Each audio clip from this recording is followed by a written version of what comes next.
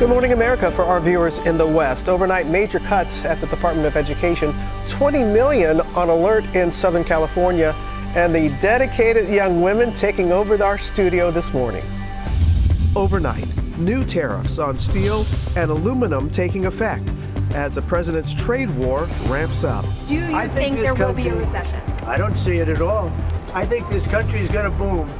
But as I said, I can do it the easy way or the hard way. But on Wall Street, stocks tumbling. Also overnight, the Department of Education slashed, announcing nearly half the agency will be laid off. Scare at O'Hare. Breaking overnight, we're tracking the latest on a shooting at one of the country's busiest airports. Shocking data following the mid-air collision over Washington earlier this year. The startling number of incidents in the last 3 years. There were 15,214 occurrences or close proximity events between commercial airplanes and helicopters. Now the major changes coming to the Department of Transportation and air traffic control centers. ABC News exclusive with Jay-Z's attorney. What he said they uncovered in their investigation into the woman who accused him of sexual assault. Was she coerced in any way? This morning, the audio recording after she dropped her lawsuit against the music mogul as he sues her and her lawyer for defamation. New surveillance video of the college student who vanished in the Dominican Republic, showing her last known movements. The new study on slushies and the ingredient in some that can be harmful to young kids.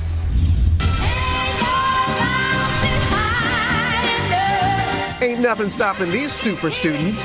Why they made a 16-hour road trip and got this sweet reaction. I want y'all to know, when it comes time to get a job, you put me on your resume. And come on and tag along in Times Square. Get ready for a troop takeover with the Cookie Queens. This morning, we are celebrating Girl Scouts and the impact they make on their communities. Oh, and did I say cookies? Live from Times Square, it's Wednesday. Good morning, America. I had to let Diana just finish that last little line there. Good morning, America. We are so happy to have the Girl Scouts here this morning. Oh, boy, they are getting ready for our big event. Yeah, we're looking forward to that. You say cookies, we're all in. Also ahead, Ginger's tracking the severe weather outbreak expected and evacuation warnings. More than 20 million people are under flash flood watch, and some of those areas were devastated by the wildfires. We also have Dr. Narula here. She's going to answer some questions about this big measles outbreak. More states reporting cases. We're going to begin, though, with the fallout from President Trump's wide-ranging tariffs. The latest round went into effect at midnight, a 25% tariff on all imports of steel and aluminum. This after a day of back and forth between the U.S. and Canada.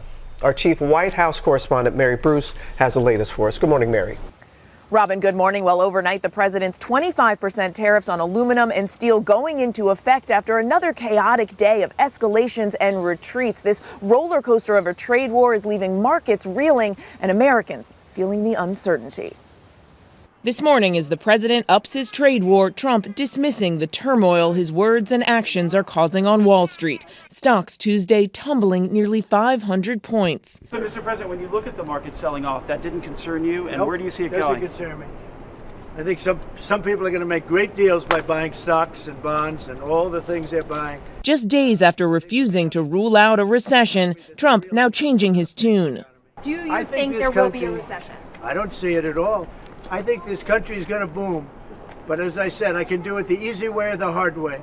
The hard way to do it is exactly what I'm doing, but the results are going to be 20 times greater. While he downplays the concerns of many Americans deeply unsettled by his trade war, the president is giving Elon Musk, the world's richest man, and his company a big endorsement, touting Tesla's luxury cars at the White House as the company's stock tumbles down 39% so far this year, losing about $700 billion in market value. The president promoting the luxury cars, claiming he's even buying one himself. It comes as Musk has signaled to some of the president's advisors that he's considering giving a $100 million donation to groups controlled by Trump's political operation, an unheard of move. What's your best of these cars? What do you think? Well, the car that I drive is the Model S Plaid. Which is that one? That red one in the middle. I like that, yeah. Overnight, the next wave of Trump's tariffs taking effect, 25% on all steel and aluminum imports. It comes after a roller coaster day of threats and retreats, Trump vowing to double that 25% tariff to 50% on steel and aluminum imports from Canada, after Ontario said it would start taxing electricity coming into the U.S. But the two countries then walking back those threats for now.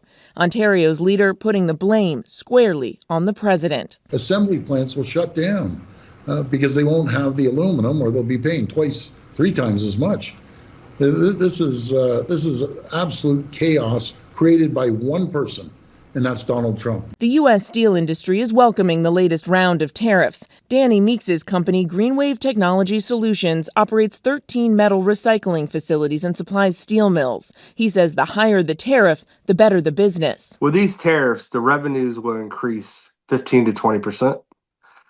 Profit margins will follow right behind. But economists warn that American businesses will pay for those tariffs and pass costs along to consumers by raising prices, leaving small business owners bracing for impact. Like Jeremy Peterson, who owns a pet food company in Windsor, Colorado. The food he sells and the cans themselves made in Canada. Businesses cannot plan when tariffs are being thrown out every which way, put on pause, reinstated.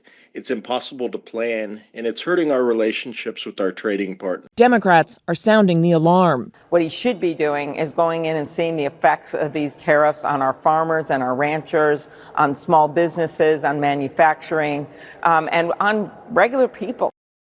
And this trade war is far from over. Overnight, the European Union announcing up to $28 billion in tariffs on U.S. exports. This as the president is still promising those sweeping retaliatory tariffs to come early next month. Meanwhile, the leader of Ontario is planning to meet tomorrow with the Commerce Secretary to see if they can find some way to work together amid these escalations. Michael. All right, Mary, thank you so much for that. And as Mary said, the latest round of tariffs went into effect at midnight. Our chief business correspondent, Rebecca Jarvis, is tracking the potential impact for all of us. Good morning, Rebecca. Good morning, Michael. Investors are on edge with the uncertainty over tariff policy hanging in the backdrop, but they are reacting this morning to some positive news on inflation. The just released report showing prices rose more slowly last month than expected, prices up 2.8% from a year ago. That's an improving picture. And notably, grocery prices, which have been climbing for many months, those overall were flat, but those egg prices, they were up almost 59% from a year ago, 10.5% compared to a month ago. The cost of new cars and airfares also declining. Where we are starting to see the impact of tariffs from China in particular is those clothing prices, which rose, and household furnishings. Other areas that saw increases, electricity, used cars, and medical services. And the bulk of tariffs, the bulk of what has been announced at this point is not yet showing up in the data. That's something we could start to see in next month's inflation report. George? Okay, Rebecca, we're going to turn now to the mass layoffs at the Department of Education. After the firings and earlier buyouts, the department has been slashed in half since President Trump took office. Senior political correspondent Rachel Scott has that story. Good morning, Rachel. George, good morning. And these are sweeping and mass layoffs at the Department of Education, and what the Education Secretary is calling the first step toward dismantling the agency altogether. Overnight, the Department of Education gutted. More than 1,300 workers told they're being laid off, now cutting the agency roughly in half. Education Secretary Linda McMahon saying those cuts are just the first step. What we did today was to take the first step of eliminating what I think is bureaucratic bloat. The department is already the smallest of all cabinet-level agencies, but is responsible for everything from managing federal loans for colleges to enforcing civil rights laws in schools. The leader of the nation's largest teachers union says students will pay the price. There is no way that that's going to lead to faster service. Calls will go unlistened to. Emails will go unread. We know that. McMahon asks what will happen to some of the department's critical programs, like Pell Grants and funding for students from low-income families. We kept all of the right people and the good people to make sure that the outward-facing programs, the grants, the appropriations that come from Congress, all of that are being met. And none of that's going to fall through the cracks. McMahon says the president has given her a mandate to strip down the agency and work with Congress to eliminate it. Democrats blasting the Trump administration's push to shrink the size of the federal government. throughout this administration. We're seeing cuts. Services will not be provided for, in this particular case, for our schools and the protections for our young people. Sources say the president has floated the idea of moving some of the agency's work under the Department of Treasury. On the campaign trail, Trump repeatedly said he wanted to return the power back to the states. It is worth noting that the Department of Education does not decide what schools can teach. That's already decided at a state and local level. Michael. All right, Rachel, that is important to note. Thank you so much for that. We're going to turn now to breaking news overnight. A shooting at one of the country's busiest airports. Alex Perez is live at O'Hare in Chicago tracking the latest developments. Good morning, Alex. Hey, good morning, Michael. Still a lot of unanswered questions here. Just some terrifying moments overnight for those who were here near Terminal 2. Now, Chicago police say it was just before 1 a.m. this morning when several people outside of the airport at the arrivals area got into some sort of fight or altercation, and someone pulled a gun and opened fire. A 25-year-old man was wounded, shot twice in the lower body. The gunfire piercing through glass, causing panic for those nearby. Thankfully, no one else was injured. Authorities are interviewing one person in connection with the shooting. It's unclear what led to that altercation, but the airport is fully open now. Robin? Such a scary situation there, Alex. Thank you. Now to the fallout from the plane crash over our nation's capital earlier this year that killed 67 people. The Department of Transportation announced immediate changes to try to avoid a similar disaster. Transportation correspondent Gia Benitez is here with those details for us. Good morning, Gia. Hey, Robin, good morning. Yeah, it was just a devastating tragedy. Those 67 lives lost when that helicopter collided with a passenger plane in D.C. And now this morning, urgent changes that could affect airports nationwide. This morning, just over a month after that deadly crash between a Black Hawk helicopter and an American Airlines plane, a major change from the Department of Transportation. Most helicopters will now be banned from flying on certain routes over the Potomac near Reagan Airport. The National Transportation Safety Board finding a shocking number of concerning incidents in the last 3 years. There were 15,214 occurrences or close proximity events between commercial airplanes and helicopters. And of those, 85 were considered near misses or close calls. The Secretary of Transportation visibly shaken. I think the question is, when this data comes in, how did the FAA not know? How did they not study the data to say, hey, this is a hot spot? Since 2011, the NTSB finding that there was at least one warning triggered every month over DCA, telling pilots they were on a collision course with a helicopter. While that Black Hawk helicopter's crew acknowledged air traffic control's warning about an incoming American Airlines flight, This club has an aircraft inside precision separation. it is believed to have been flying too high at night and may not have heard the instruction to fly around the plane. And the Transportation Secretary also saying that the department will deploy new advanced radar systems for better location tracking and AI tools to analyze hotspots at airports across the country. He also said that they will introduce new computer systems at air traffic control because, incredibly, he says, they are still using floppy disks at air traffic control right now. A lot of people have been calling for that upgrade. Wow. Well, you sure need that. Yeah, you really do. Thank you, Gio. We're going to go overseas now to Ukraine. President Zelensky's government has agreed to a White House proposal for a 30-day ceasefire with Russia if Vladimir Putin also accepts it. Chief International Correspondent James Longman is on the scene in Ukraine. Good morning, James. Yeah, good morning, George. Is this a major breakthrough for peace, or is all this just wishful thinking? But for the moment, it's a major diplomatic victory for Ukraine. They've agreed to a US proposal for a 30-day interim ceasefire. This is after 8 hours of talks in Saudi Arabia with the US delegation led by Marco Rubio. The United States has also agreed to turn back on intelligence sharing and military assistance. It was a pause that really did threaten to endanger Ukrainian troops on the battlefield. Ukraine also raising important issues to them, like prisoner exchanges and the return of forcibly removed Ukrainian children.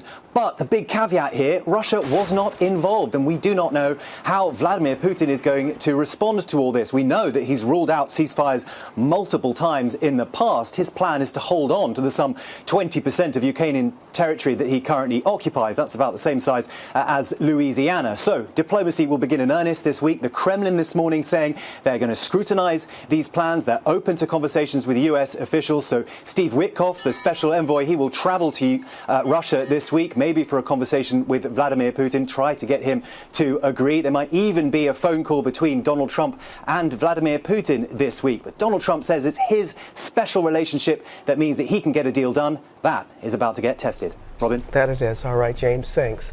Now to the search for the U.S. college student who vanished on vacation in the Dominican Republic. New surveillance video shows some of the last known images of the 20-year-old before she disappeared.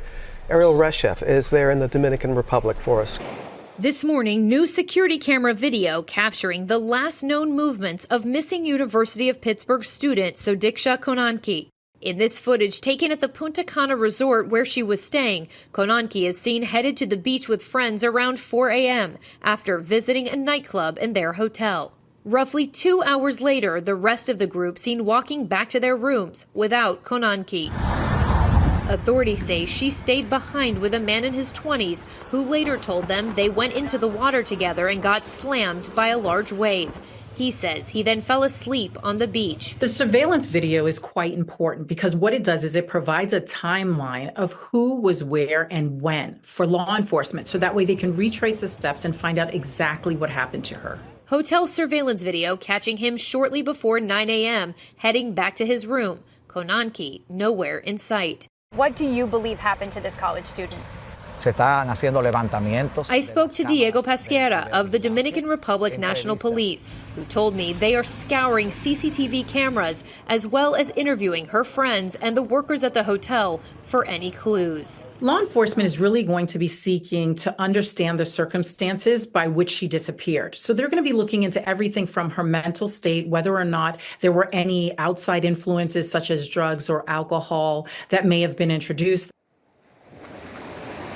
And prosecutors tell us that that boy who was on the beach with Konanki at the time that she disappeared is being questioned as a witness to a possible accident or a possible drowning. They don't believe anyone else was involved in her disappearance, but they're not ruling anything out at this point, guys. The investigation continues, and we know you're going to stay on it for us, Ariel. Thank you. And coming up, Aaron Kotursky is here with an exclusive. Aaron? Good morning, Robin. We sat down with Jay-Z's attorney, and he told us what their investigation uncovered about the sexual abuse accusations against the rap icon, how his family is coping, and much more. That's all ahead on GMA. Plus, our chief medical correspondent, Dr. Tara Narula, is breaking down the latest new concerns about the growing measles outbreak. It's National Girl Scout Day, and we can't wait to talk to some of the dedicated young women here in Times Square. You see them right there. And just take a look at all those cookies. We'll be right back.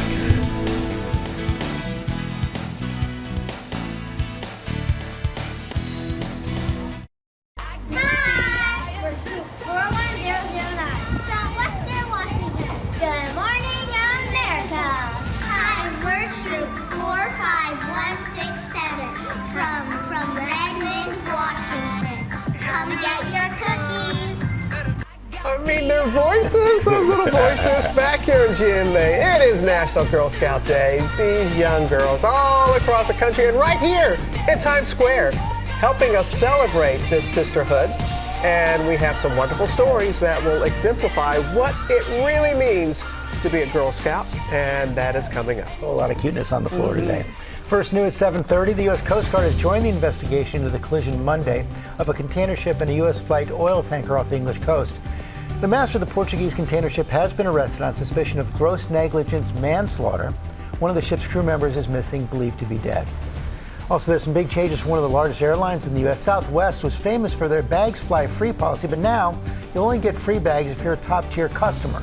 Southwest also says that flight credits will now expire after a year, and another change, Southwest will now start offering basic economy fares, but they also come with more restrictions, especially when making changes to your flight.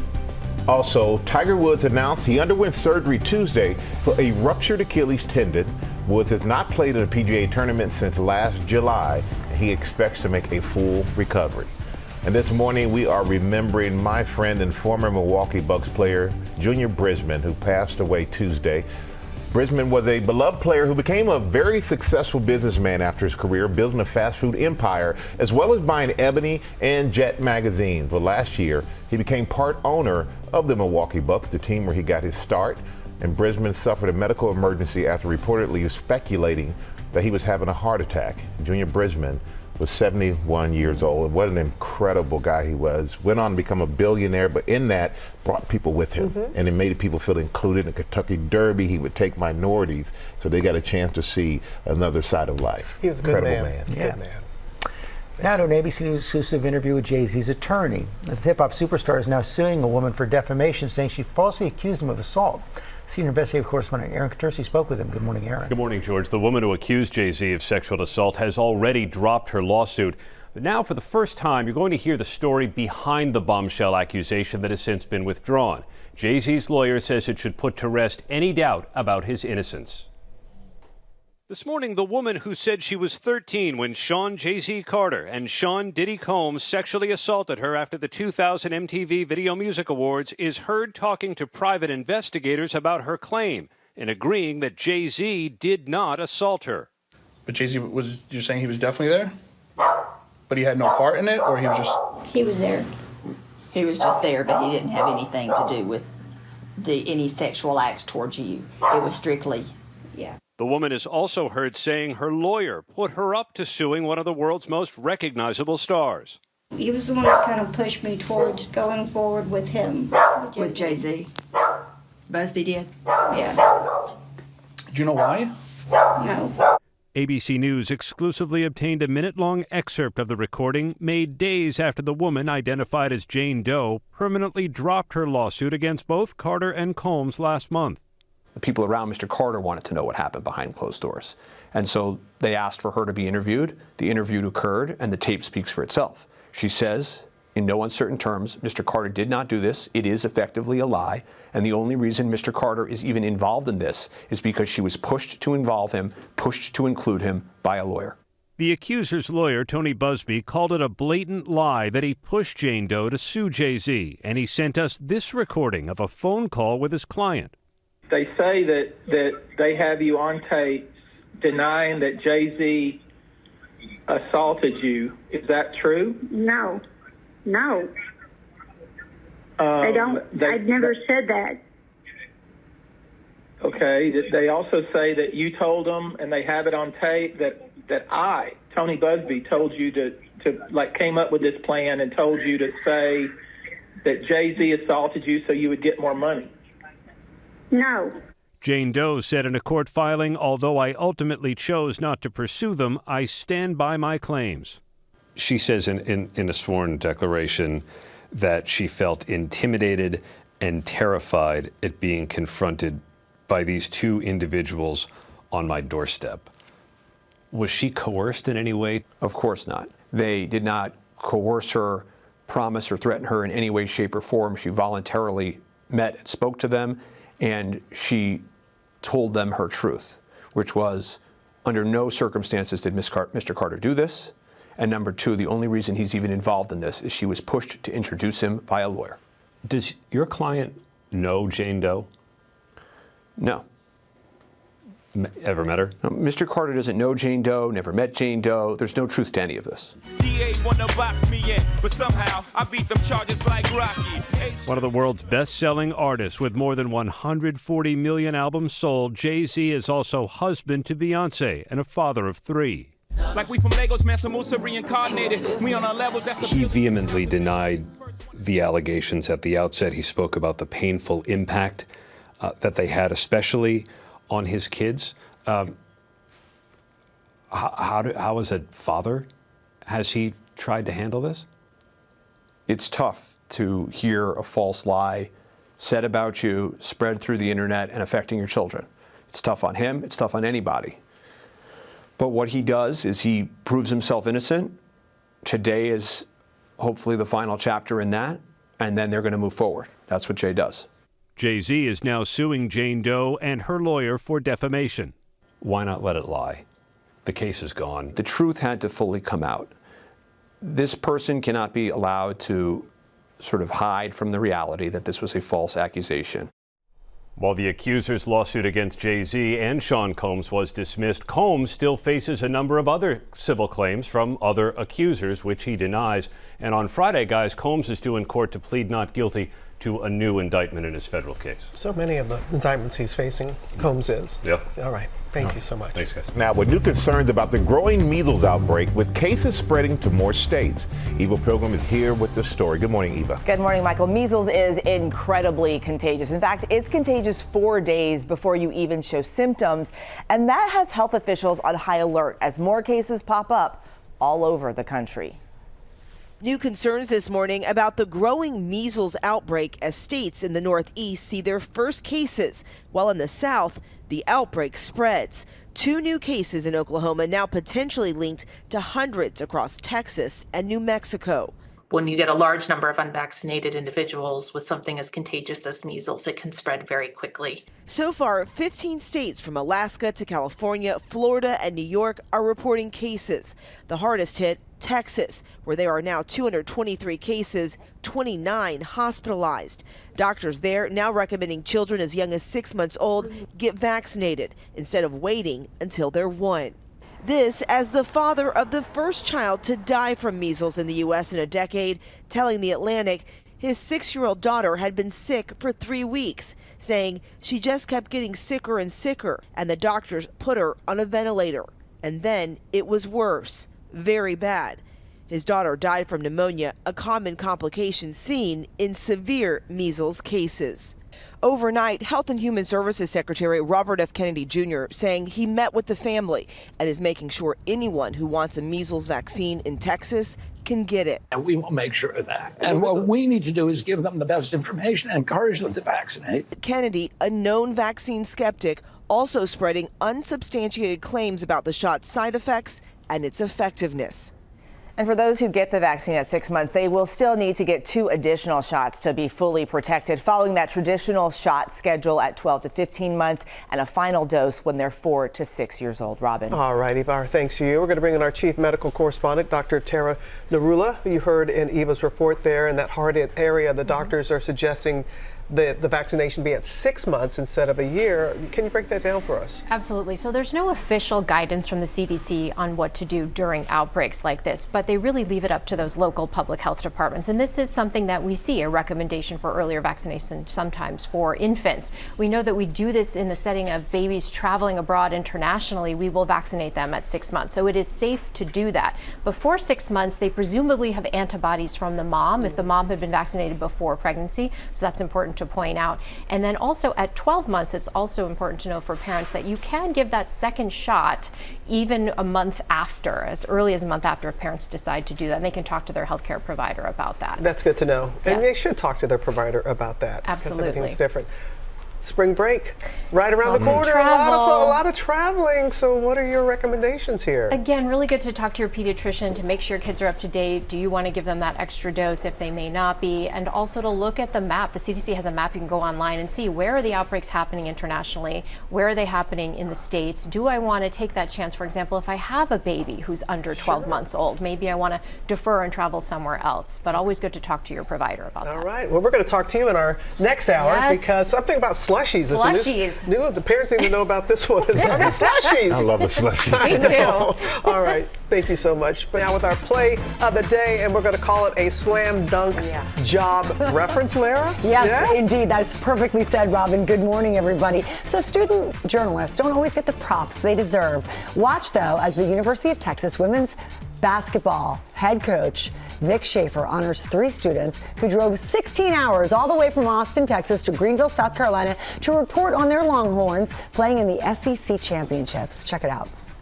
I want y'all to know when it comes time to get a job, you put me on your resume.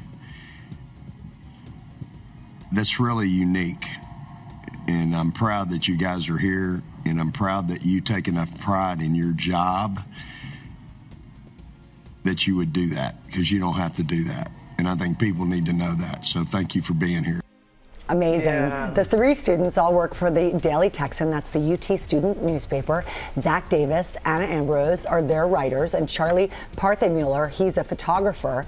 And there they are. You see them there. They posted on social media every step of their journey. And Coach Schaefer also posted. He posted on X to encourage followers to support student journalists by donating to the Daily Texan. He was just so impressed. And although South Carolina did beat Texas in in the SEC championship game. The season continues for the Longhorns. They are expected to be invited to the NCAA tournament. They will be invited. Yes, of course they will. On Selection Day, by the way, that's Sunday. So those student journalists will have something to cover. And as you pointed out, Robin, I hope those kids save that video of Coach praising them. That is a pretty great letter of recommendation.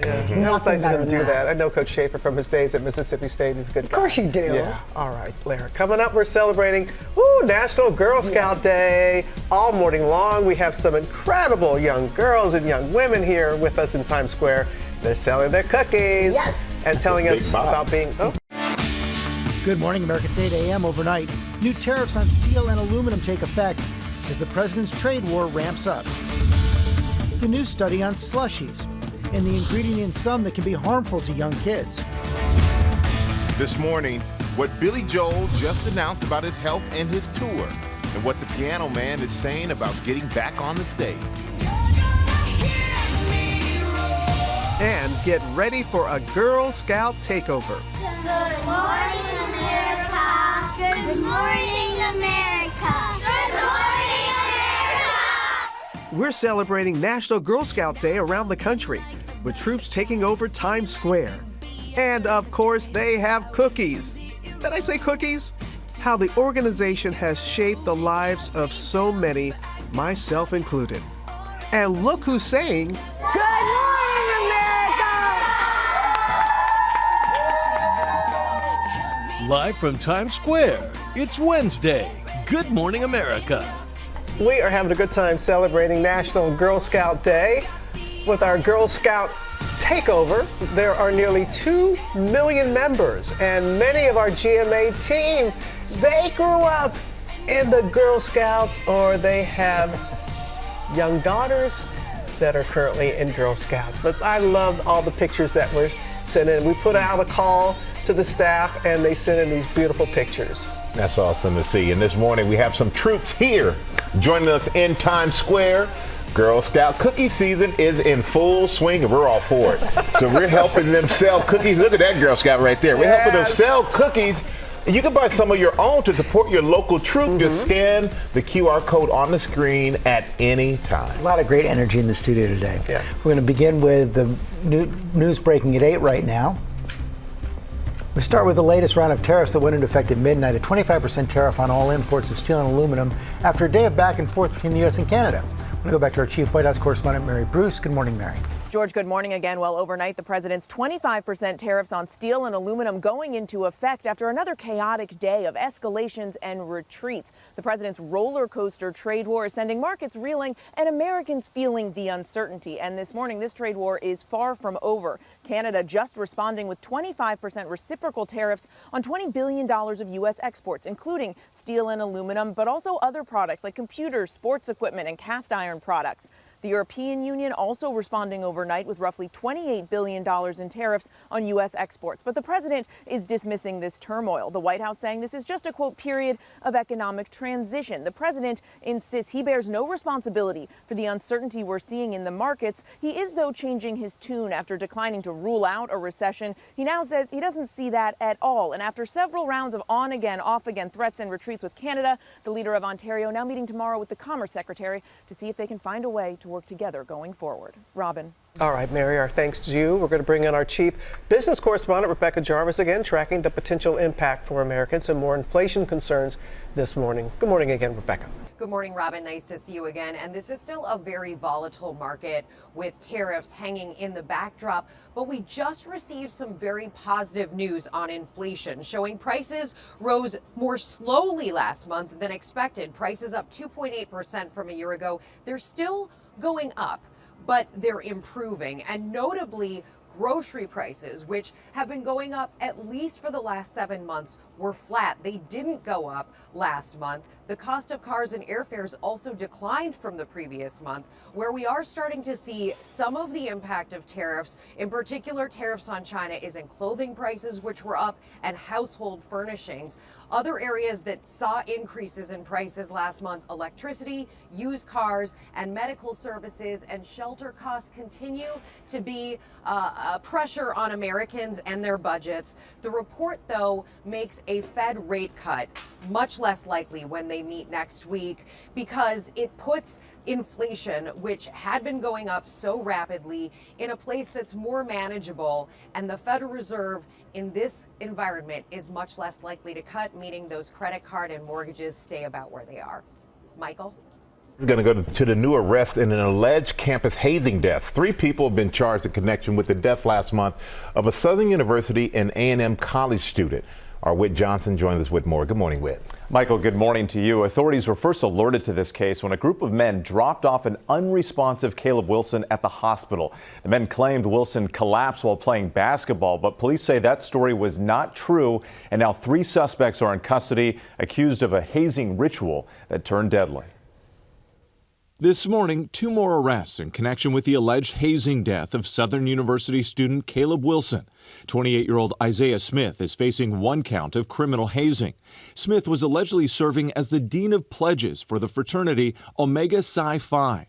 Kyle Thurman also taken into custody on criminal hazing charges, in addition to Caleb McCrae, who turned himself in last week. Detectives have interviewed over a dozen people and executed multiple search warrants to gather as much information as possible.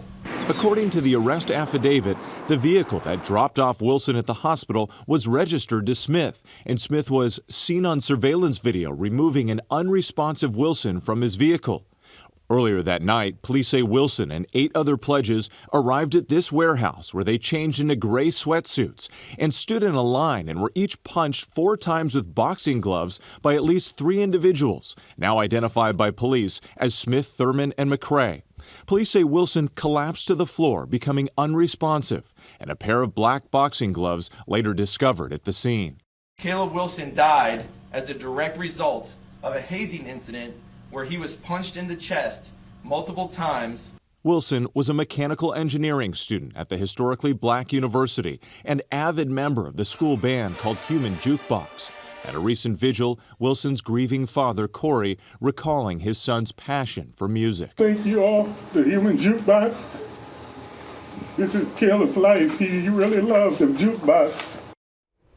And suspect Caleb McCrae is facing the most serious charges, criminal hazing and manslaughter. His attorney says he maintains his client's innocence and is urging the public to withhold rushing to judgment.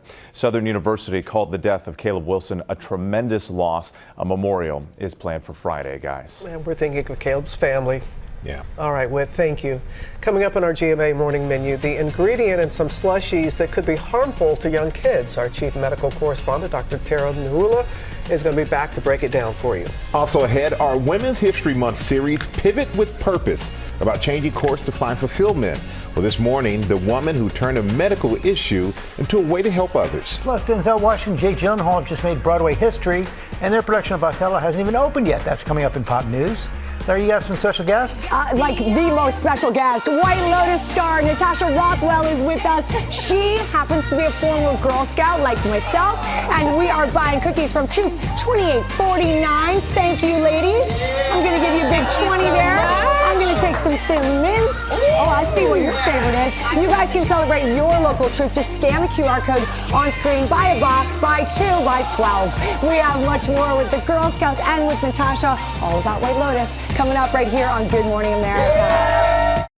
Back now with our GMA cover story. A new study finds that slushies could cause health problems for kids. And our chief medical correspondent, Dr. Tara Narula, is back to break it down. So break down this study for us. What do we got going on here? Well, slushies are so popular. I know my 9-year-old might have gotten one for Christmas, a slushie maker. And I remember my favorite as a kid, the cherry one from 7-Eleven.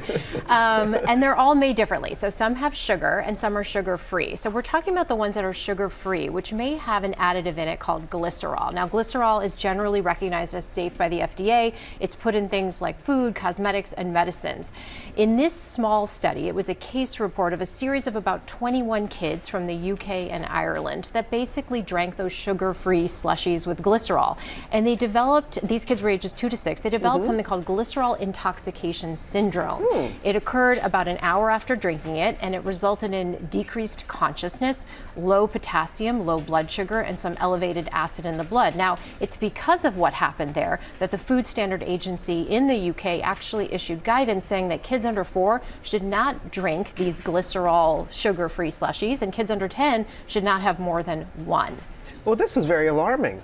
I mean, listen, it's a very small amount of cases, right? And so it is a warning for parents to pay attention. So what are your recommendations for parents? So parents can certainly start to read ingredients. So if you buy prepackaged slushies, or if you get those syrups at home to use in your homemade slushie maker, you can look at the labels and see, does it say glycerol on it? If you go out to a store where they have a machine, you can ask the vendor, is this sugar-free? Is there glycerol in it? You can limit the portions that your kids are getting. And then my favorite is, as a former owner of a smoothie juice bar before medical school, smoothies are a great alternative to slushies, right? And they have fruits in them, and juices, and milk, and yogurt, so the kids can get fiber and vitamins and minerals and calcium, and not just sugar and water and additives. So it's a great option to offer your kids a smoothie. I love how a bit more we keep learning about you every time that you're here. Sun Juice Smoothies in Miami, Florida. My former business. There's a lot of layers to you. A lot of layers, We're just going to keep peeling away. I have about 20 good recipes if you ever need them.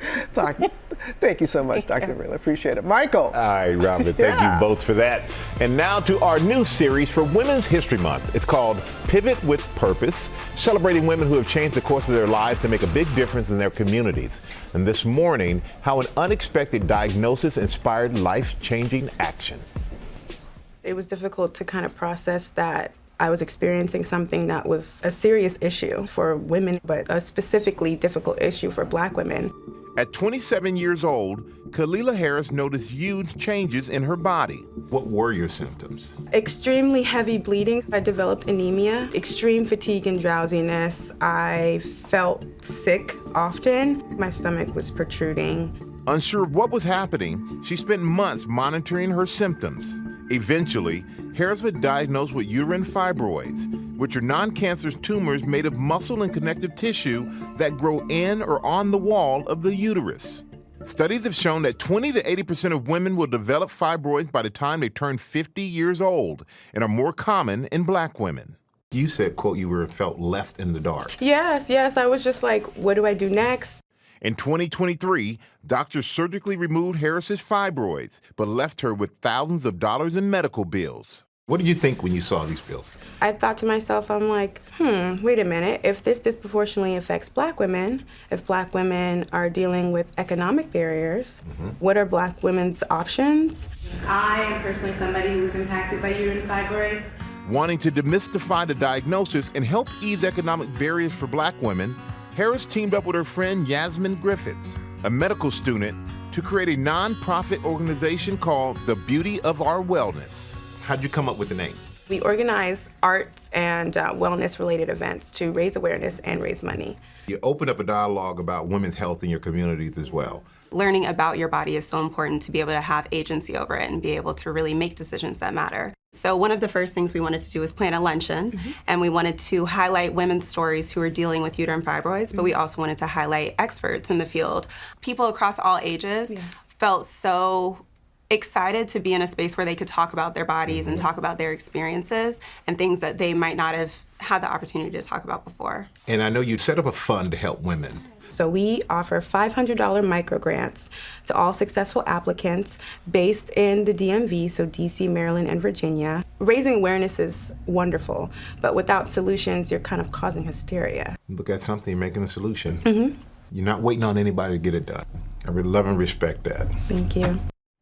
Yeah, they're definitely getting it done. And tomorrow for Pivot with Purpose, you meet the woman who left her corporate job to reshape the idea of what Pilates looks and feels like. And it's just amazing to see these young women have in this case, have a medical issue and then turn it into a purpose to help others. So I just great. absolutely love it. The idea of the series.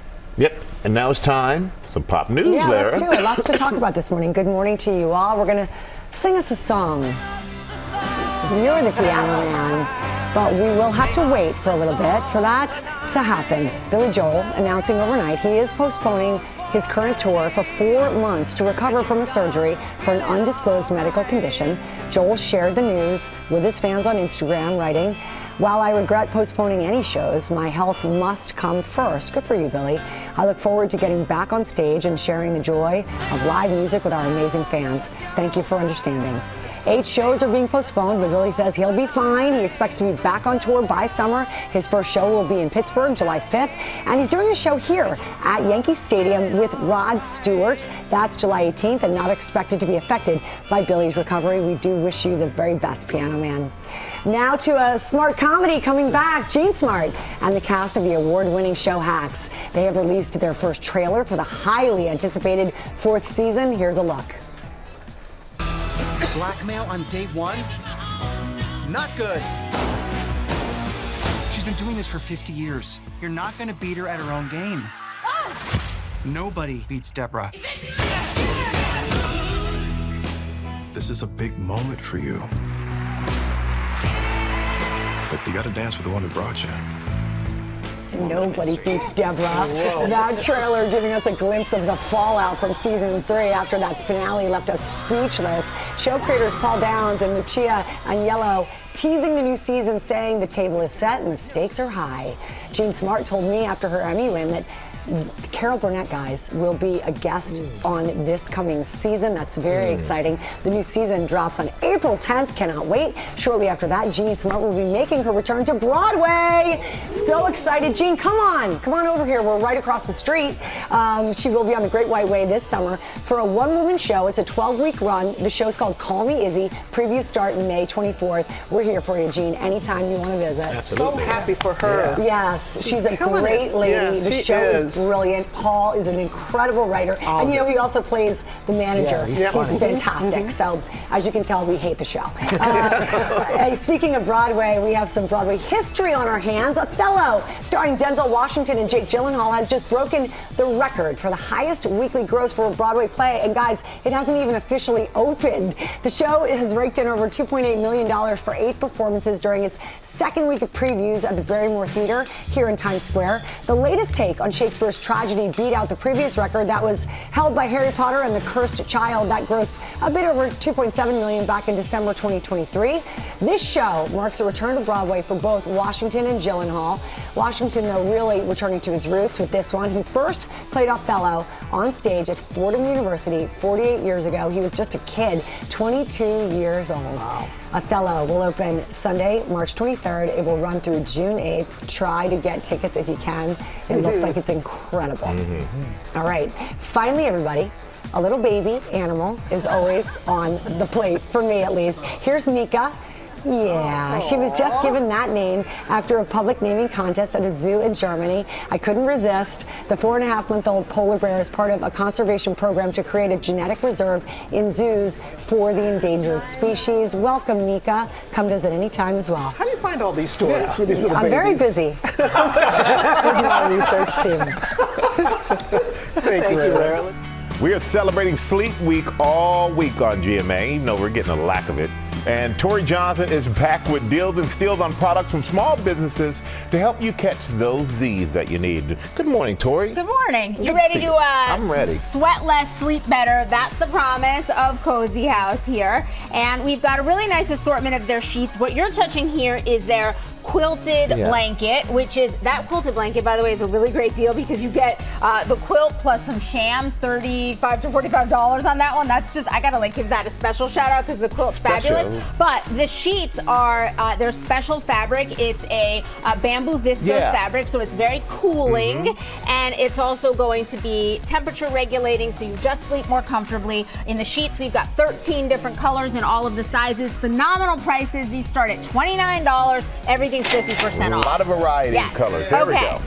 You gotta have a cozy blanket. These are from Lola Blankets. You can pick this whole one. This is a weighted blanket. So we've got 2 different options from them, the weighted and unweighted. So it's like a hug when you relax. What I love about this is cruelty-free, 100% faux fur, vegan fabric, doesn't shed, is machine washable, and it's the perfect amount. It's got a little bit of stretch in it, and so it kind of just like contours to your body, and you get on that, and you get on the couch, you cozy up with the pup, and you're good to go. Everything from Lola Slash and Have, plus free shipping. Free shipping, from Lola very Blanket. important. Okay, this is Helite. This would go right at the side of your bed. Obviously, it starts, you pop it on, It's going to, after 14 minutes, the light starts to fade, 28 minutes it turns off, and this is their patented protocol that's designed to help you fall asleep faster and to sleep better. And it's that red light that helps you relax while helping to also encourage the natural production of melatonin that helps you fall asleep. I'll tell you, there's been some nights when I absolutely relied on this to fall asleep, so I recommend it. 50% off today. I'm taking one You're of those sold? home today. Okay, you'll try it. I need it. I'll try all right, it for Night, sure. feel this. I made a pink one for you with your initials on there. initials. Yeah. So this is a combination of silk and a little bit of spandex for the perfect fit, durability, and washability. All the things that Night is known for. We got Robin. Robin's watching us. We got the RR over here too. We're getting a good nod. You get one pillowcase and you get a pillowcase. There you go. There you go. And the thing about these is great on your face, great on your hair, but also they wash really well too. If you do the personalization, makes your pillow a little more special. Yeah. Everything's up to 65% off, starts at $32 from Night. They feel nice. They do feel nice. There. Okay. This is StoryPod. This is an award-winning audio set that is, can you hear? So it's a screen-free way for kids to enjoy stories. So we've got a big variety of them. We also have, there's even like there's a Taylor Swift biography option. Oh, really? And what I love is there's an option that's like a do-your-own option as well. So it's 120 minutes where you or grandparents, or if parents aren't, if they travel or they don't live with the children, it's such a good option to be able to record a story for kids. You either make up your own story or read a story. So lots of really good options of storytelling here. 50% off plus free shipping from StoryPod. Little Peppa Pig. Yeah. And then finally, Mahogany, 100% cotton pajamas. We've got all of their brand new prints. Cheetah's one of my favorites, but the florals are fabulous. Dresses, pants, two-piece sets, robes, we've got it all. 50% off and free shipping. Yep, Robin gave me the thumbs up to these, which thumbs means up. Merry Christmas, Robin. Okay, we partner with all of these companies on these great deals, so go to our website to check them out. And coming up, the White Lotus star Natasha Rothwell is here, so you stay right there. Welcome back to GMA, live from Times Square. And we are back with Emmy-nominated actor, writer, and producer Natasha Rothwell. She's here in the studio. Right now you can see her in season 3 of White Lotus. Welcome to GMA. Great to see you. First time GMA debut. So White Lotus, must-see TV in our house. Tell everyone at home about Belinda, your character. Yes, Belinda is the spa manager for the White Lotus in Maui, and she's in Thailand doing a work exchange program, figuring out how to use some Thai techniques in her job. And she's also kind of cosplaying a guest and sort of, experiencing that life. Yeah, and she's also experiencing a little love life. A little love life. What can you share about that? Yeah, so her mentor at the White Lotus in Thailand has taken an interest in her. And, when you meet someone that sees you and has your same passion, you can't help but, feel a little, amorous. Yeah. Well put. That was very PG friendly. That's right. But we know you're not the only returning character to the show. Greg, a.k.a. Gary, he's also back. But you have to keep that a secret for like 2 years. Yeah. So you couldn't spill the beans. But now that we know, what can you tell us what's going on with his character, what's going on with your character? Well, I can't say much, but it was so hard to keep that secret for so long. The lies that I told, just to keep it secret. And, we were traveling separately. Like, we would call him Secret Gary on set so that we could keep it private. But, yeah, he's taken a special interest in Belinda because he knows that she knows that she might know him. And so there's this sort of cat and mouse game afoot. Yeah. The first time I saw him, he pops up in one of the early episodes, and you're like, oh boy. We've got a problem. Houston, we have a problem. You set up the clip perfectly, so let's take a look. Yeah. One of our regulars was just asking me all about you. Really? Yeah, I wanted to know your name and why you're here. I think you've caught his eye. Who was it? He's an American. He has a lovely girlfriend, but he certainly seems interested in you.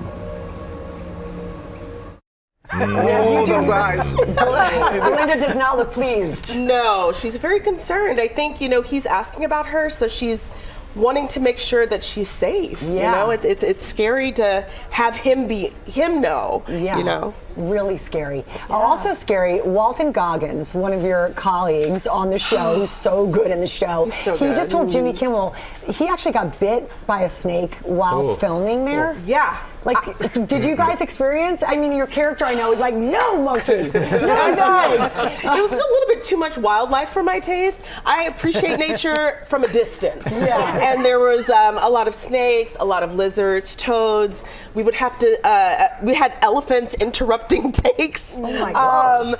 But yeah, it was the monitor lizards. It was a lot. Wait, elephants interrupting takes? Yeah, can you imagine you're in a scene and it's deep and it's important and it's Mike White's words and then you just hear and you're just like, what was that? And it's an elephant. How do you get over the elephant? The snakes and other stuff. I can't do it. Yeah. Oh man, yeah. And they were like these bright green colors that matched the leaves. And so at every point it's just like, is that a leaf or So that you snake? were not really acting when you were playing terrified. Oh no. In the Venn diagram of me and my character, we were one circle that day. Mike White really is a genius, isn't he? He really is. I often think of him as a musician and the words on the page as notes. And he really has an amazing score this season. I think that each of the storylines play together so well, and his commentary on social issues and classism, it's just brilliant. And we don't have very many auteurs anymore that write, direct, and edit and do all of it. And he's also an actor himself, so we have a lot of those things in common. Wow. So he's a joy to work with. Who did we just have on Pop News said that she wants to be on Nicole Kidman. Nicole Kidman. She was. Did she? Yeah, she did. She wants to be on. Camera. Wow. She was like, Mike White. Baby girl. Yes. Okay. Would you come back again? I mean, if I survive this season. Oh, goodness gracious. You're a very good journalist because I've had many people try to sneak that in. If I survive. I tried. You really did. Flashbacks. I think that's right. If the hotel's haunted, maybe. If I survive. If I don't, maybe a haunted one. Why do you think it's been so popular? I think it's the escapism. I think people love to see.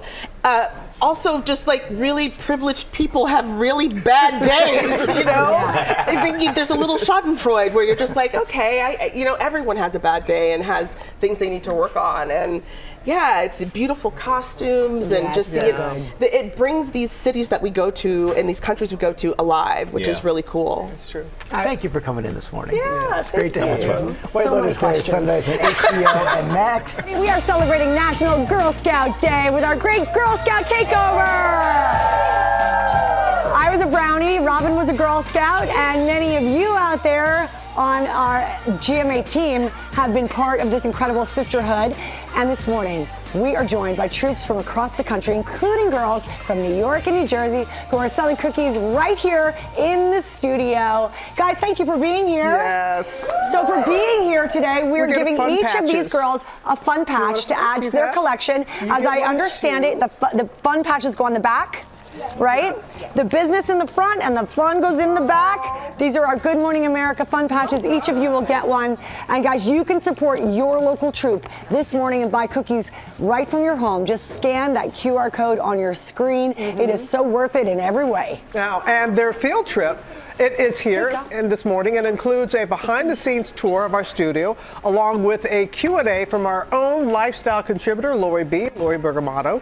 And now we have a story that exemplifies what Girl Scouts, what it's all about. Two inspiring young women who have made incredible contributions to this sisterhood and their community, who also happen to be real sisters. They're going to join us live. They're over there. They're going to join us live in just a moment. But first, I want everybody to know your story. This Girl Scout is making a difference. Sarah Lynn loves going to the movies. So does her mom. But when Sarah's mom started losing her hearing, she stayed behind. My mom didn't want to go to the movie theaters because she found them inaccessible, that they didn't provide open captionings, and that it was just overall not a good experience for her. And so I wanted to change that. The 18-year-old sprung into action. This is my local theater where me and my family go to watch all of our movies. Reaching out to her favorite local Queens theater. This movie theater has the best popcorn. she created Theaters Unsilenced, hosting free open caption screenings for the hard of hearing. Some people even had said that this was their first time going back to the movie theaters in over 10 years. So it really changed a lot for a lot of people, and I'm just so proud that I was able to make an impact. The Bronx High School of Science senior won the Future Woman of Distinction Award, the Girl Scouts of Greater New York's highest honor. But she's not the only star scout in the family. Older sister Kate was a finalist for the same distinction award. And the youngest sister, 15-year-old Julia, is the cookie queen of Queens, New York, selling the most boxes for 4 years in a row. My total for the past 4 years has been 12,000. She's even on the cover of her favorite, Tagalongs. Sometimes people ask me to sign it when they find out that I'm on the cover of the box. These sisters say being lifelong Girl Scouts has fostered confidence. And this is the highest reward a Girl Scout can earn. And an enduring commitment to community and service. It has allowed me to know that I am capable of making change, and that is something that will stick with me forever. I told you wanted to hear their story, and Sarah is here with her sister right now. Okay, so what does this mean to you? I mean, the real sisterhood and the sisterhood that you have here, what does that mean to you? I mean, it's just been such an amazing experience. I've been a part of Girl Scout for 13 years, and it's been a big part of my life. And we like to say that we're sisters not just by blood, but through a Girl Scout sisterhood as well. And your big sister as well. Yes, exactly. All three of you. Yeah, that is wonderful. so nice. Hey, Julia, you're holding a box of cookies there that is not just a box of cookies. You're the cover star of this box of tagalongs. There's Julia on the box singing.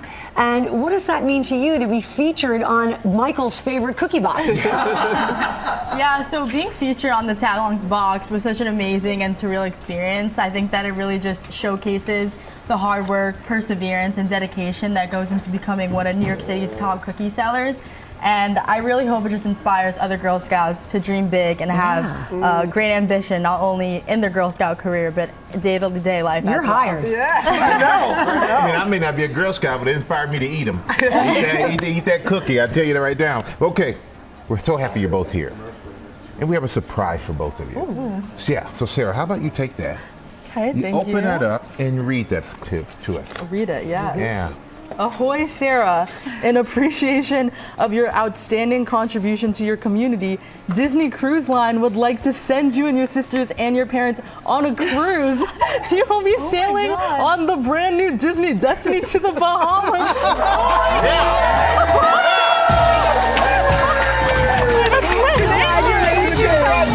Thank you for what you do. Thank you. It's well deserved. And you said it. You're going to be aboard the new Disney Destiny. It's sailing to the Bahamas, start in the fall, and it should have great American Sign Language interpreters at all the shows on board for your mom to enjoy with the rest of the family. So you looking forward to it? What do you think? Yes, I'm so excited. We've never been on a cruise before. Yeah, that's wonderful. You're going to love it. Thank you guys so much. Your expression was priceless. Thank you for all you do. And let me guys, get those happy cookies. National Girl Scout Day. We are so happy to be with you. Everybody buy those cookies. We are so happy having our Girl Scouts here in Times Square. Coming up, we have Girl Scouts joining us live from all across the country. Stay with us on Good Morning America.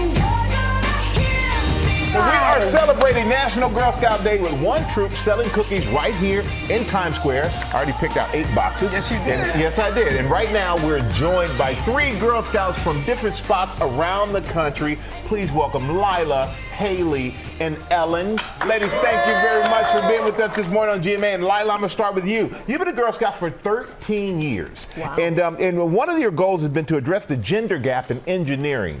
So tell us how you're doing that. So for my Girl Scout Gold Award project, I planned a summer camp where middle school girls in my community could come and meet real female engineers and do hands-on STEM activities. This was an amazing experience, and I was really able to put all of the skills and values I've learned from engineering, whether it was community service, leadership, resilience. I put those all to the test with this project. And I also went on to co-found a girls engineering club at my high school so girls can continue learning about all the opportunities for women in engineering. Wow. That is so impressive and important. That's awesome, Lila. All right, now representing troop number 25 from Myrtle Beach, South Carolina. Hey, Haley. Yeah. Hi. Hey, I'm so happy to highlight you because you have won the Bronze Award with 3 fellow Girl Scouts. You guys had a mission to help cats who were homeless, shelter cats, find them homes. How did you do that? My friends and I really like cats. I used to foster cats with my family, and we wanted to help the wildcat colonies be able to have, we printed out brochures for the shelters to distribute for the benefits of cat colonies and why businesses and neighborhoods and places should keep their cat colonies instead of trying to get rid of them. And we built cat houses and feeding stations so that the cats could get and whatnot. Wow, so thoughtful. Haley, that's so nice of you. That's very, very sweet. I know it's very close to your heart. Yeah, of course. All of our hearts. And Ellen from Flint, Michigan, you've been a part of some wonderful projects as well, from working on an anti-bullying campaign to donating to St. Jude's Children's Hospital that Michael knows all too much about. So tell us, Ellen, what does being a Girl Scout mean to you? It means a lot. It means not only thinking about yourself, but others. Exactly. With our anti-bullying campaign, what we did was we showed real-life victims of bullying. We showed what bullying is, how to stop bullying, how to encourage people, to just leave people alone, to let people be different and who they are. Aw, that's so special. Yeah, all 3 of you are doing amazing things in your community. And Lila, I have one last question for you. What's your favorite Girl Scout cookie? Ooh, tough question. I'd probably have to go with Thin Mints. Yes! Yes! Put them in the freezer and take them out. Okay. What about you, Haley? Peanut butter patties. Oh, all right. Good choice. Good choice. Ellen, what say you, Ellen? Your favorite cookie? Adventurefuls. Adventurefuls. I have not had one of those yet. Ellen, I'm going to try them. Look at the table. She's like, you have not. I did not try one yet, but I will today. Well, I got 2 boxes. I'll let you have them. Okay. I'm going to buy. I'm in. Well, you know what? We want to thank you from all of us. We really appreciate you 3 joining us. From Pennsylvania, South Carolina, and Michigan. Thank you for all that you're doing. And everybody at home, remember, you can scan the QR code on your screen to find out how to get cookies from troops near you. You guys have been so quiet. Make sure you do that. So and he's been so quiet. Make some noise. We can't get Michael away. Get away from the cookies, Michael. Get away from the cookies. We're throwing confetti. We're having fun with it, Robin. But Michael, almost 5,000 boxes of cookies have already been sold. Go to that QR code. Let's keep it going. Have a great day, everyone. Way to go, Lily.